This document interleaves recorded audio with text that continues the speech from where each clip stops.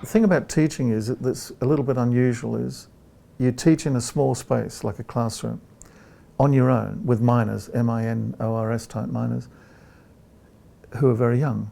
And obviously they have other social needs beyond the teaching and learning requirements of what it means to run a classroom.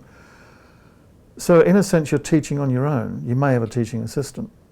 So teaching in one sense has the potential to be a lonely profession, or at least you're on your own.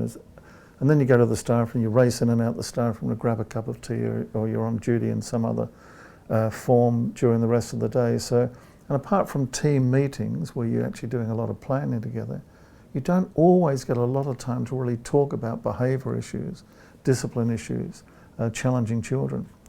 So on the course with Osiris, we're going to look at what kind of colleague support can realistically be given when you have a very challenging class, particularly in those critical first meetings, you know, those very first meetings in September.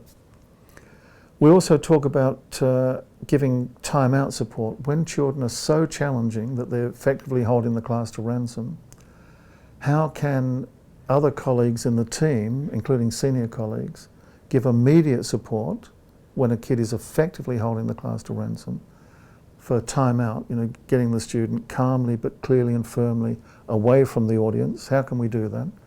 How can we then follow up with that student later in the day to do some repairing, rebuilding beyond the consequence of time out? What is the role of the support that senior staff, immediate senior staff can offer, realistically offer? What support can we expect from senior staff when we're trying to address an ongoing problem with a difficult class? For example, one of the issues we look at, which is very, very sensitive, is the issue of bullying of teachers.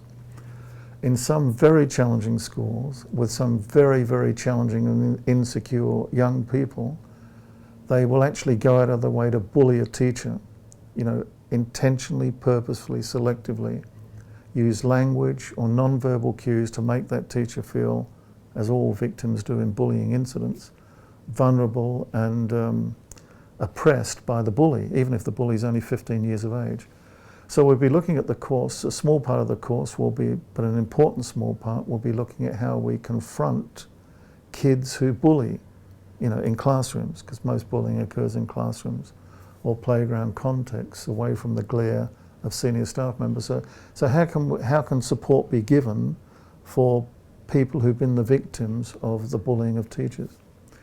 And also we'll be looking at what happens if a teacher has if he or she feels they've lost the class, they've lost their way with the class, what realistic, non-judgmental support can colleagues give, particularly senior colleagues like faculty colleagues or team leaders? What support can they give to that teacher that is non-judgmental to help them to get back in touch with their kids, particularly the cooperative 60 to 70%? Because one of the most frightening things for a teacher is to feel that they've lost their class. You know, they've slipped right away from them, they can't bring them back again. And in strong, collegially strong environments, teachers feel comfortable enough to ask for that support. Now sadly there are schools where teachers feel less comfortable to ask for support because they may feel that they're being judged as inadequate or worse, even incompetent. But the support that we'll be looking at is non-judgmental support. How realistically can that be given? What are the options for that support?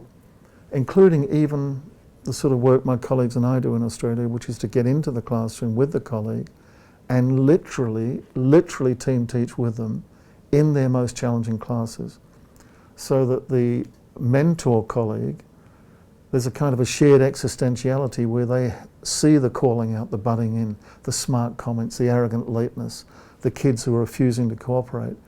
And when I team teach with a colleague in a very challenging class, and they see some of the challenging kids challenging an older teacher, that kind of boosts their flagging confidence that it's not just them.